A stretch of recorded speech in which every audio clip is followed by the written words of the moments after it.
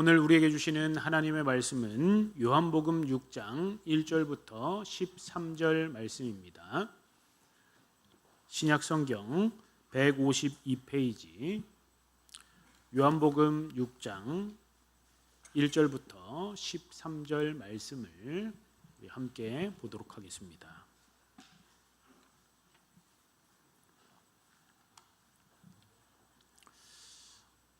우리 한 절씩 교독하고 마지막 절은 같이 보도록 하겠습니다. 그 후에 예수께서 디베랴의 갈릴리 바다 건너편으로 가시매 큰 무리가 따르니 이는 병자들에게 행하시는 표적을 보았음이로라. 예수께서 산에 오르사 제자들과 함께 거기 앉으시니 마침 유대인의 명절인 유월절이 가까운지라. 예수께서 눈을 들어 큰 무리가 자기에게로 오는 것을 보시고 빌립에게 이르시되 우리가 어디서 떡을 사서 이 사람들을 먹이겠느냐 하시니 이렇게 말씀하심은 친히 어떻게 하실지를 아시고 빌립을 시험하고자 하심이라. 빌립이 대답하되 각 사람으로 조금씩 받게 할지라도 200데나리온의 떡이 부족하리이다. 제자 중 하나 곧 시몬 베드로의 형제 안드레가 예수께 여짜오되 여기 한 아이가 있어 보리떡 5개와 물고기 2마리를 가지고 있나이다. 그러나 그것이 이 많은 사람에게 얼마나 되겠사옵나이까. 예수께서 이르시되 이 사람들로 앉게 하라 하시니 그곳에 잔디가 많은지라 사람들이 앉으니 수가 5,000명쯤 되더라. 예수께서 떡을 가져 축사하신 후에 앉아 있는 자들에게 나눠 주시고 물고기도 그렇게 그들의 원대로 주시니라. 그들이 배부른 후에 예수께서 제자들에게 이르시되 남은 조각을 거두고 버리는 것이 없게 하라 하심으로 이에 거두니 보리떡 5개로 먹고 남은 조각이 12바구니에 찼더라. 아멘. 우리의 인생은 늘 풍족함을 기대합니다. 많이 가지고 많이 누리고 살아가기를 원하는데 정작 우리의 삶을 돌아보면 내가 가진 것은 참 부족하구나라고 느낄 때가 많습니다. 내게 돈이 조금 더 많이 있으면 좋았을 텐데, 내게 시간이 좀 더 많이 있었으면 좋았을 텐데, 내게 능력이 좀 더 많았으면 더 좋았을 텐데 라고 그렇게 우리는 후회하며 아쉬워할 때가 많습니다. 그런데 하나님께서는요, 우리에게 있는 것, 또 우리가 얼마나 가졌는지를 다 아시고 풍족한 것을 통하여서 일하시는 것이 아니라 우리가 가진 것, 또 우리에게 있는 부족함, 우리에 있는 것들을 가지고 나아올 때 그 작은 헌신을 통하여 하나님의 놀라운 기적이 일어나게 되는 것입니다. 하나님의 기적은요, 계산하는 것이 아니라 하나님의 기적을 믿고 또 하나님께서 내 삶에 풍족하게 주실 것을 또 믿음으로 바라보는 자에게 하나님의 놀라운 기적이 나타나게 됩니다. 사랑하는 성도 여러분, 우리 모두가 하나님이 주시는 놀라운 은혜를 또 그 기적을 체험하는 저와 여러분들 되시기를 간절히 바랍니다. 하나님은 언제나 작은 것에서 역사하십니다. 하나님은 우리를 사랑하시고 또 우리의 작은 헌신을 들어 그 재료를 사용하셔서 하나님의 풍족하고 넓으신 그 은혜들이 우리 가운데 넘쳐나게 될 것입니다. 우리가 잘 아는 오늘 말씀은 오병이어의 기적입니다. 주일학교 초등학생들도 다 잘 아는 기적의 말씀. 오병이어의 기적 이야기죠. 예수님의 부활하신 그 사건 외에 이 복음서가 4복음서인데 마태, 마가, 누가, 요한 복음에 모두 다 기록되어져 있는 딱 하나의 기적이 있다라고 한다면 뭘까요? 오병이어. 눈치만 있으면 대답할 수 있어요. 오병이어의 기적이 기록되어져 있습니다. 하나님께서 왜 그 기자들을 통하여서 오병이어의 기적은 빠지지 않고 그렇게 기록해 놓았을까? 왜 그랬을까요? 중요하니까. 맞죠? 중요하니까. 이 예수님께서 이 오병이어의 기적을 베푸셨는데 이 요한이라고 하는 사람은요, 7가지의 기적을 통하여서 여러 가지 기적과 표적을 통하여 예수님이 어떤 분이시다라는 사실을 그렇게 나타나고 드러내고 있습니다. 가나의 혼인잔치, 왕의 신하를 고치고 38년 된 병자를 고치고 또 오병이어의 기적, 여러 기적들을, 나사로를 살린 여러 가지 7가지의 기적을 통하여서 예수님이 하나님의 아들로 오셨다, 하나님의 아들이시다, 우리가 기다리던 진정한 메시아가 맞다라는 것을 보여주시는 그런 기적들이 나타나고 있습니다. 오병이어, 다 잘 아는 말씀이죠.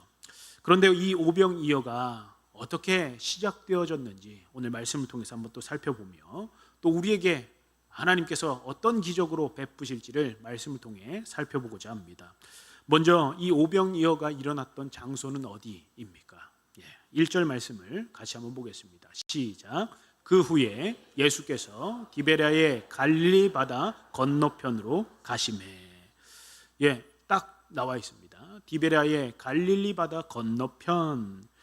갈릴리 바다, 갈릴리 지역입니다. 예수님은 그 당시에 슈퍼스타였습니다. 왜냐하면 예수님께서 행하시는 표적과 기적들을 바라본 많은 사람들이 예수님을 따라갑니다. 왜요?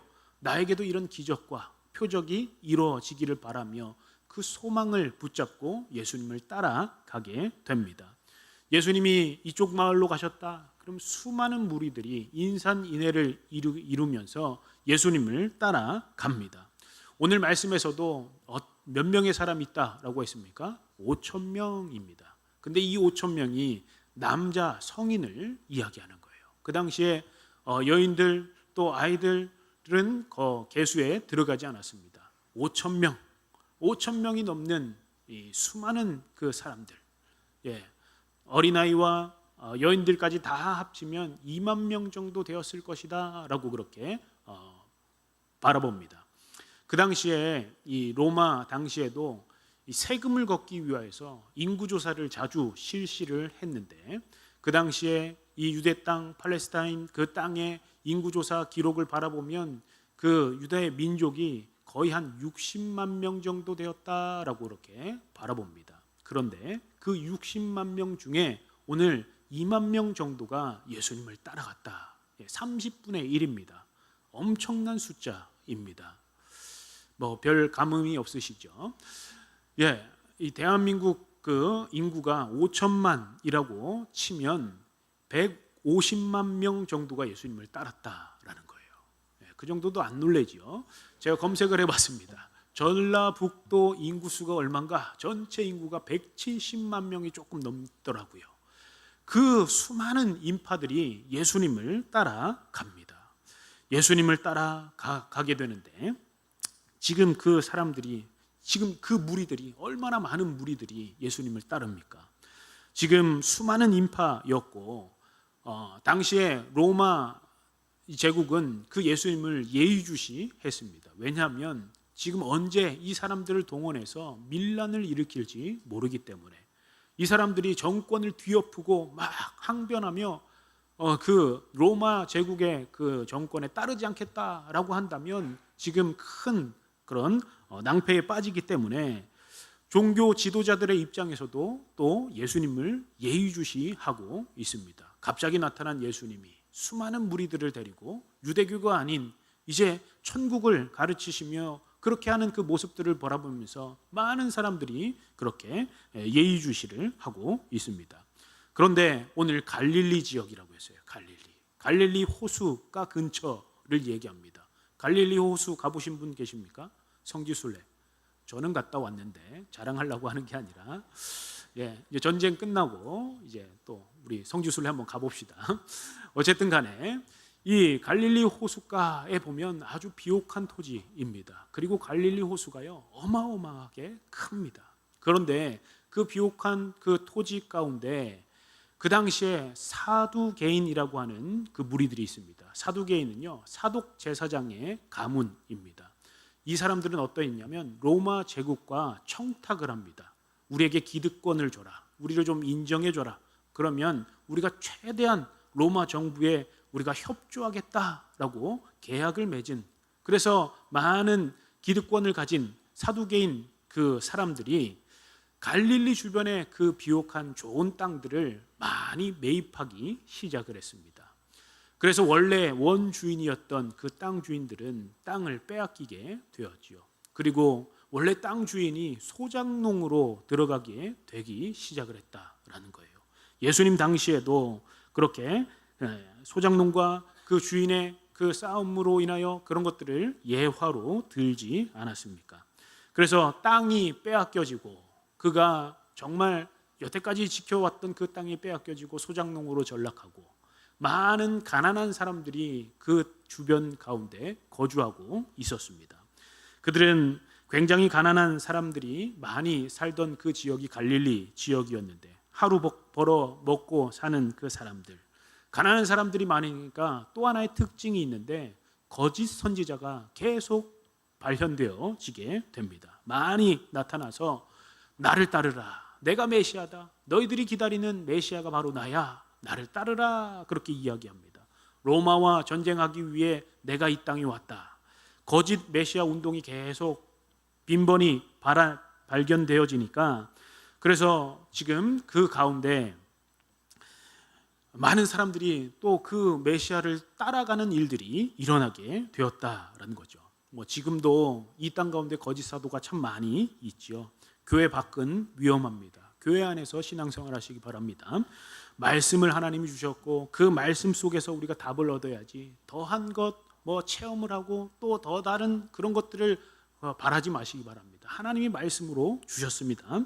그래서 어쨌든 간에 이 거짓 메시아 운동이 일어나다 보니까 많은 민중들이 따라다니다가 로마가 저 사람들은 지금 막 밀란을 일으키려 하네. 그래서 저 사람들을 처단하고 또 몰살하기도 하였다라는 것이죠.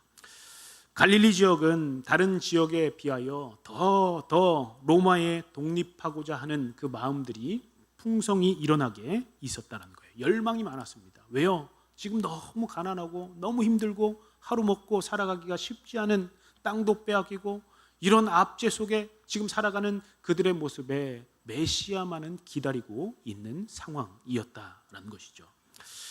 이 환경 가운데 갈릴리 지역에 예수님이 오병이어의 그 사건을 일으키십니다. 또 나중에 우리가 칠병이어 사건이 비슷한, 뭔 차이가 있습니까? 떡 두 개 차이가 있죠. 그런데 그 차이가 아니라 그 칠병이어의 기적은 유대 땅이 아니라 갈릴리 지역이 아니라 이방 땅 데가볼리 지역에서 일어난 것입니다. 유다 민족을 위한 하나님의 구원 계획이 이제는 이방을 넘어 그렇게 하나님이 생명의 떡으로 오신 그 예수님을 증명하는 것이 되었던 것이죠. 이렇게 갈릴리 지역에는 예수님이 메시아를 기다리고 그렇게 가난한 사람들이 많이 있었습니다. 그리고 또 장소뿐만 아니라 또 하나 중요한 것이 있는데 시간입니다. 4절 말씀 우리 같이 한번 읽어보겠습니다. 시작. 네, 오병이어의 기적이 사복음서에 기록되어져 있는데 오직 요한복음에만 6월절 이 시간이 나오고 있습니다. 6월절이 어떤 날입니까? 6월절은요 이스라엘 백성들이 출애굽을 기념하는 날, 그 절기가 바로 6월절입니다. 애굽에서 종살이할 때 하나님이 모세를 통하여서 그들을 구원하시고 10번째 재앙 장자의 죽음을 넘어가게 하신, 좌우 문설주의 어린 양의 피를 바른 그 가정은 넘어가게 되었다. 넘어갈 그래서 6월절이지요. 그 6월절이 지금 가까이 오고 있었다. 이 말은 그 당시에 6월절, 우리의 역사 가운데 하나님이 건져주셨고 구원해 주신 그날 6월절이 되면 그들의 마음속에 불붙듯 소망이 일어나는데 하나님이 이때 이 절기를 맞춰서 우리를 구원해 주시지 않을까라고 하는 소망과 염원이 있었다라는 것입니다. 해마다 6월절이 돌아오는데 이 6월절에는 흩어져 있던 디아스포라 이 유대인들이 다 6월절을 지키기 위해 이렇게 다 예루살렘으로 모여들게 되지요. 지금 6월절 유대인의 명절이 가까이 오고 있었다. 수많은 사람들이 이제는 절기를 지키기 위해 들어오고 있었다라는 것이죠. 사람들이 많이 모이고 가난한 사람들이 많이 살고 그들의 입장에서는 메시아를 기다리고 있었습니다. 우리를 지금 이 상황에서 건져낼, 또 우리를 구원해 줄, 이제 6월절도 가까이 오는데 하나님이 지금 이렇게 힘든 우리의 형편을 아시고 우리를 구원해 주시지는 않을까? 그들의 열망이 가득 차 있는 그때 예수님이 오병이어의 사건을 지금 일으키십니다. 그런데 이 오병이어의 사건은 단순히 많은 사람들에게 떡을 나눠주고 많이 이 놀라운 기적을 일으켰다. 예수님이 막 많은 인기를 얻기 위해서 그렇게 하신 것이 아니라 요한의 분명한 기록의 목적은 여러 표적을 통하여서 예수님이 어떤 분이신지, 예수님이 누구이신지를 바르게 가르쳐 주기 위하여 이 요한복음의 기적들을 통하여서 가르쳐 주고 있는 것입니다. 지금 갈릴리 지역 유월절이 가까우는 그때 메시아에 대한 기대가 최고조로 올라갔을 때 사람들의 마음은 싱숭생숭하겠지요. 지금이 바로 이때가 아닌가? 지금이 바로 이때가 아닐까? 지금 그런 자리 가운데 오병이어의 사건이 일어나게 됩니다. 수많은 사람들이 예수님을 따라옵니다. 2만 명이 되는 사람들이 예수님을 따라오게 됩니다. 예수님을 따라온 이유가 무엇입니까? 오늘 2절에서 읽었죠. 무리가 따르니 이런 병자들에게 행하시는 표적을 보았음이로라. 예수님이 가시는 곳곳에서 병자들의 고침이 일어나게 됩니다.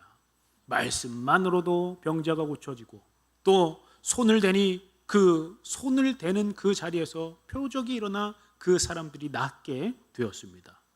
병자가 고침을 받고 회복을 하니까 1명, 2명, 10명, 100명, 1000명 그렇게 수많은 무리들이 예수님이 나에게도 이런 기적을 베풀어 주시지 않을까, 그 소망을 가지고 예수님을 따라오게 됩니다.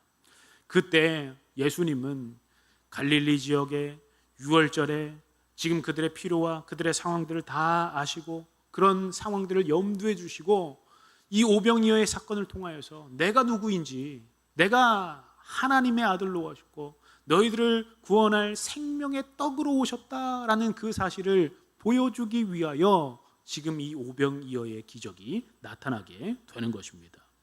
빈들에서 많은 사람들이 모여 있을 때 보리떡 5개와 물고기 2마리를 가지고 그 2만 명이 먹고 남는 놀라운 하나님의 기적이 이루어지게 되는 것입니다. 사랑하는 성도 여러분, 오늘 말씀을 통해 우리에게 주시는 하나님의 말씀을 한번 살펴보겠습니다. 첫 번째는 예수님의 기적은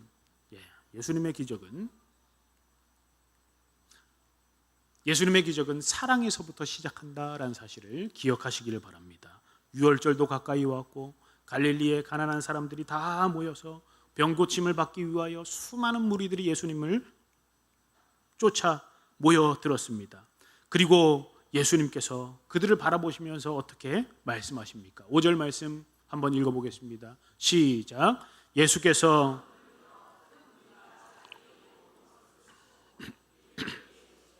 우리가 어디서 떡을 사서 이 사람들을 먹이겠느냐 하시니, 예수님이 눈을 들어 그 많은 무리들을 바라보십니다.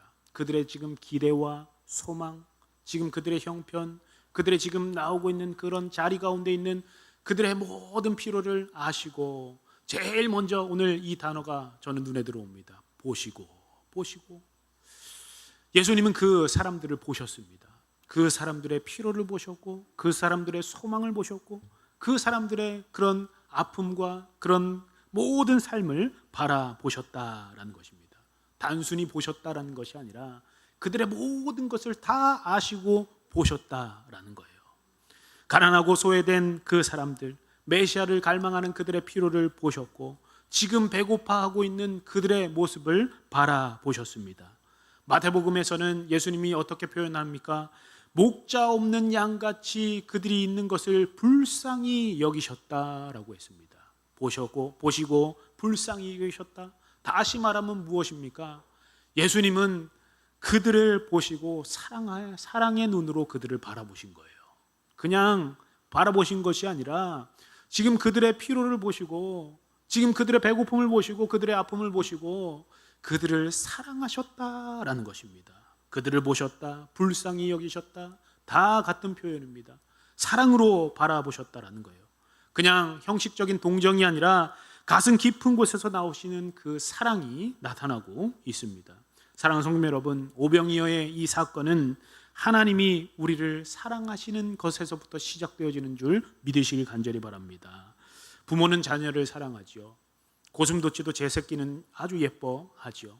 저도 부모가 되어보니 부모의 마음을 이해하게 되지요. 아이가 약하고 넘어지고 부족해도 그래도 용서하고 사랑하듯이 지금 하나님께서는, 지금 예수님께서는 그들의 그 연약함들, 그 부족함들, 지금 원하는 그들의 필요를 보시고 불쌍히 여기셨고 사랑하셨기 때문에 거기서부터 하나님의 놀라운 기적이 시작되어졌다라는 것이죠.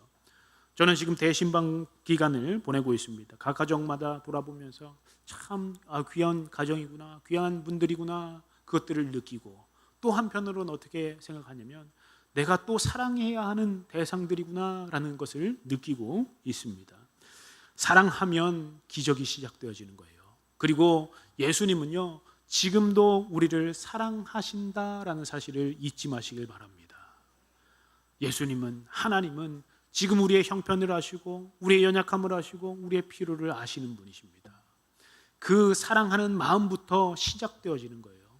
우리의 가정의 형편을 아시고 또 우리의 교회의 형편을 다 아시며 거기서부터 그럼에도 불구하고 그 가정과 우리 자신과 우리 교회를 사랑하시기 때문에 우리 교회를 통하여, 우리 가정을 통해서 하나님은 놀라운 기적을 이루실 줄 믿습니다. 사랑하는 성도 여러분, 외면하는 것이 아니라 예수님은 그들을 바라보셨습니다. 사랑하셨습니다. 그리고 또 나중에 소년이 가지고 나오죠. 예수님 앞에 이 보리떡 5개와 물고기 2마리, 가장 작은 극빈자의 도시락입니다. 그 도시락을 가지고 사랑하는 마음 가지고만 나왔습니다. 그때 기적은 시작되어지게 된다라는 것이죠. 사랑하는 성도 여러분, 하나님은 지금도 우리의 부족함을 아시고 우리를 사랑하시는 분이십니다. 또 하나님은 능력 있는 사람을 사용하시는 것이 아니라 하나님을 사랑하는 자에게 하나님의 기적이 일어난 줄 믿으시길 간절히 바랍니다. 우리의 가정의 회복도, 영혼의 구원도, 또 우리 교회의 부흥도 하나님을 사랑할 때 그 기적은 이루어지는 줄 믿으시기를 간절히 바랍니다. 두 번째로, 예수님의 기적은 작은 헌신을 통하여 사용하셔서 기적이 이루어지는 줄 믿으시길 간절히 바랍니다. 5절 말씀 아까 읽었죠. 뒷부분을 보면 예수님께서 그들을 바라보셨고 그리고 빌립에게 이런 질문을 하십니다. 야, 우리가 어디서 떡을 사서 이 많은 사람들을 먹이겠느냐? 예수님께서 이 빌립에게 그렇게 묻습니다. 떡에 관하여서 이야기합니다.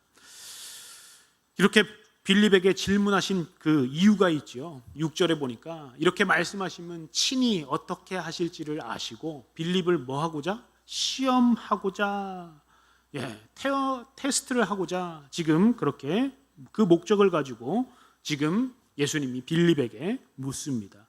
이 빌립이 바르게 잘 대답하면 이 신앙이 더 성숙하고 그렇게 되어지겠죠.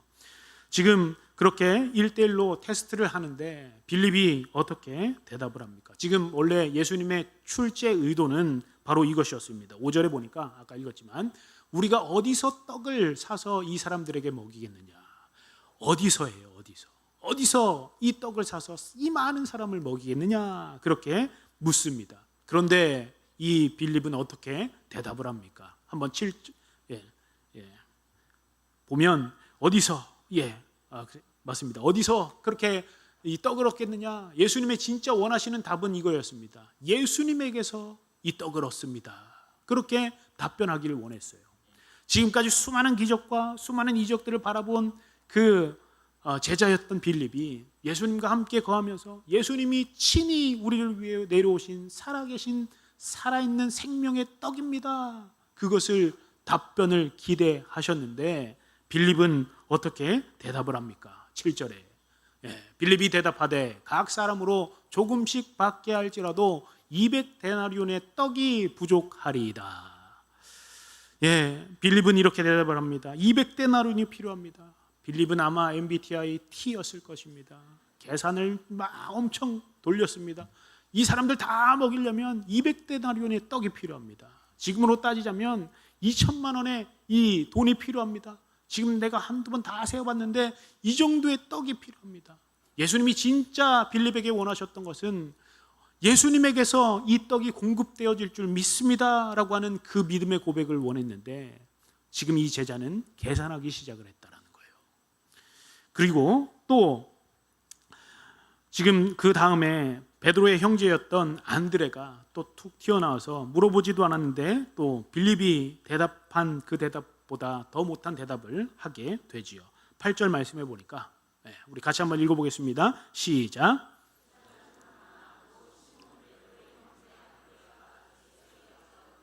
여기 한 아이가 있어 보리떡 5개와 물고기 2마리를 가지고 있나이다. 그러나 그것이 이 많은 사람에게 얼마나 되겠사옵나이까. 빌립에게는 이만큼 부족합니다 계산을 했지만, 지금 또 안드레라고 하는 사람은요, 지금 이제 이 아이가 이렇게 도시락을 가지고 왔습니다. 그런데 이것이 이 많은 사람에게 얼마나 되겠습니까? 어떻게 보면 회의적인 답변을 하고 있습니다. 이게 뭐 얼마나 되겠습니까? 예수님, 지금 예수님께서 원하셨던 것은 이성적인 대답이 아니라, 지금 회의적인 대답이 아니라 믿음의 고백, 믿음의 대답을 하기를 원하셨는데, 지금 이 두 사람은 그런 테스트를 지금 통과하지 못하고 있는 거예요. 그런데 한 아이가 작은 도시락을 가지고 옵니다. 보리떡 5개와 물고기 2마리. 가난한 자, 갈릴리 주변에 그 사람들이 먹는 아주 작은 도시락입니다. 어린 소년이 15세에서 19세 되는 그 소년이 자기가 가진 작은 것을 들고 그렇게 나왔다라는 거예요. 보리떡 5개, 떡만 먹기 목 맥히니까 우리가 생각하는 생선은요, 막 이렇게 큰 조기 뭐 이런 생선이 아니라 아주 작은, 지금 이 떡 먹기에 목이 메이니까 간을 맞추기 위해 멸치보다 조금 더 큰 그런 물고기 2마리를 가지고 나왔다라는 것이죠. 자기가 가진 보잘것없는 도시락을 가지고 나왔습니다. 가장 적은 급빈자의 도시락을 가지고 지금 예수님은 어떻게 하십니까? 빈들에 있는 수많은 사람들을 먹이십니다. 11절에 예수께서 떡을 가져 축사하신 후에 앉아있는 자들에게 나누어 주시고 물고기도 그렇게 그들의 원대로 주시니라. 오병이어의 기적이 지금 이 빈들에서, 이 잔디밭에서 일어나게 됩니다. 오늘 예수님이 이 아이의 도시락을 사용해서 표적으로 그렇게 이 도시락을, 기적을 사용하는 그 도구로 보여주신 이유가 무엇입니까? 제자들에게 또 수많은 사람들에게 보여주기 위하여서 교육 보조 자료로 지금 이 보리떡 5개와 물고기 2마리를 사용하신 것입니다. 이성이나 계산해서 회의적으로 그렇게 받아들이는 것이 아니라 우리에게 있는 그 작은 헌신을 가지고 나올 때 그 기적이 능력이 되는 줄 믿으실 간절히 바랍니다. 계산하고 머리로 그렇게 나아가는 것이 아니라 그냥 작은 것을 하나님께 가지고 나아가는 그 헌신을 통하여 하나님은 놀라운 기적이 일어나게 되는 것입니다. 하나님은 우리에게도 지금도 우리에게 많은 것을 요구하시는 것이 아니라 내가 가진 것, 내가 가진 그 형편들을 다 아시고 그 작은 것을 사용하셔서 하나님은 기적을 일으키는 분이신 줄 믿으시길 간절히 바랍니다. 우리는 하나님께 받기만 하려 하지 하나님께 드림이 없을 때가 얼마나 많이 있습니까? 사랑하는 성도 여러분, 기적은 능력에서부터 시작되는 것이 아니라 사랑에서 시작되어졌고, 또 지금 이 소년이 가진 작은 헌신에서부터 기적이 시작되었음을 기억하는 저와 여러분들 되시기를 간절히 바랍니다. 제자들은 현실적으로 바라왔습니다. 현실적으로 그게 불가능합니다. 그런데 이 소년은 헌신의 마음을 가지고 지금 예수님 앞에 나왔다라는 것이죠. 많은 사람들이 모여 있는 그 자리 가운데 소년은 말로만 하나님, 예수님 내가 사랑합니다 이렇게 한 것이 아니라 손으로 자신이 드린 작은 극빈자의 그 도시락을 가지고 나왔을 때, 그것이 작지만 하나님의, 예수님의 그 손에 들려졌을 때 놀라운 기적이 되는 줄 믿으시길 간절히 바랍니다. 우리의 시간도, 우리의 재능도, 우리의 물질도 하나님께 드려질 때, 내 손에서는 제한적이지만 하나님께 드려질 때 놀랍도록 능력이 되어지는 기적이 되는 줄 믿으시길 간절히 바랍니다. 하나님은 지금도 그 작은 헌신을 찾고 계심을 믿으시길 바랍니다. 세 번째로, 예수님의 기적은 완전하고 충분한 기적이었습니다. 우리 12절 13절 말씀 같이 한번 읽어보겠습니다. 시작.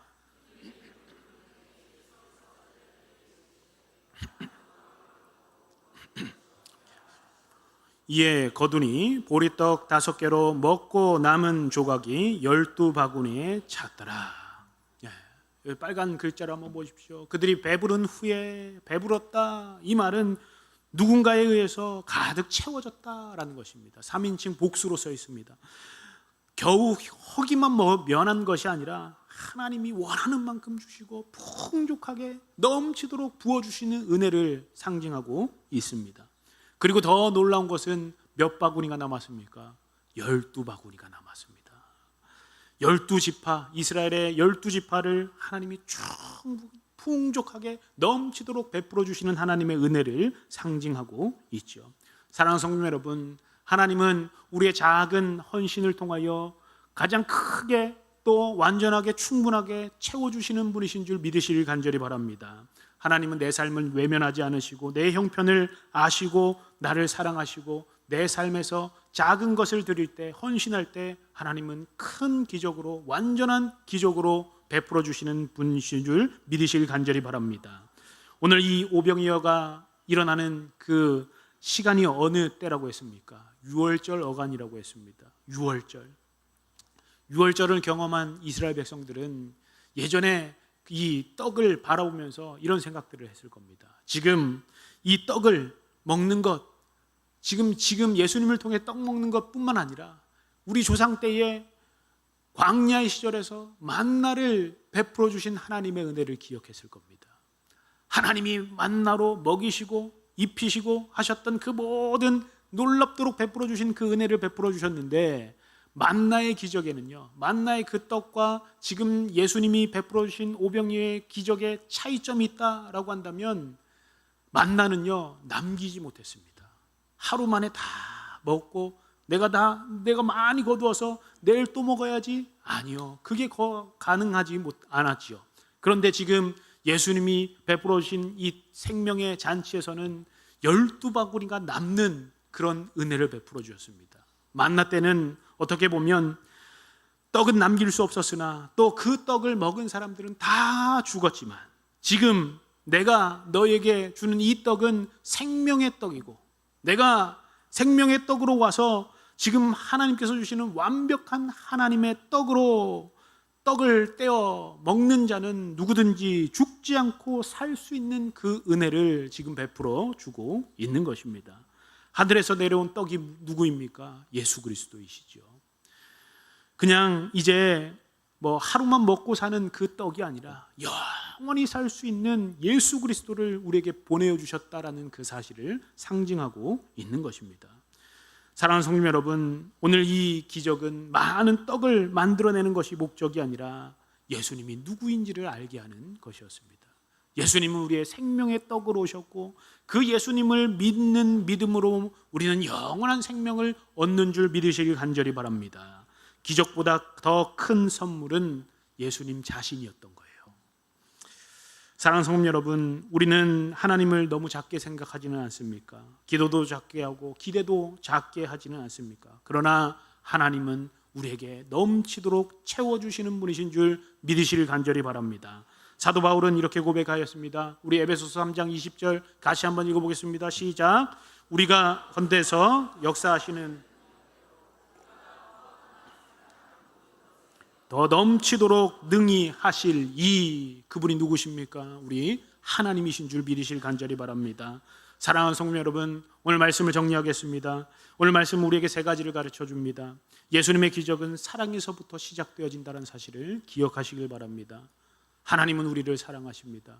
우리의 눈물과 아픔과 배고픔과 우리의 지금 소망함을 알고 계십니다.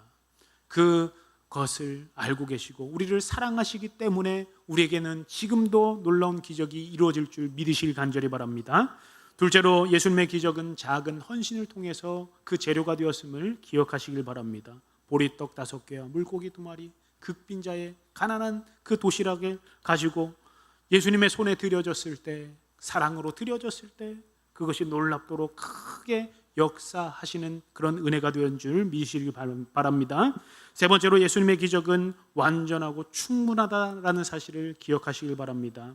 예수님께서는 우리의 부족함만 해결해 주시는 분이 아니라 우리에게 생명의 떡으로 오셨고 예수님을 믿기만 하면 우리는 영원한 생명을 거두게 되는 것입니다. 사랑하는 성도 여러분, 오늘 우리의 삶의 자리 가운데 하나님, 내가 가진 것은 너무 적습니다 라고 생각하고 계십니까?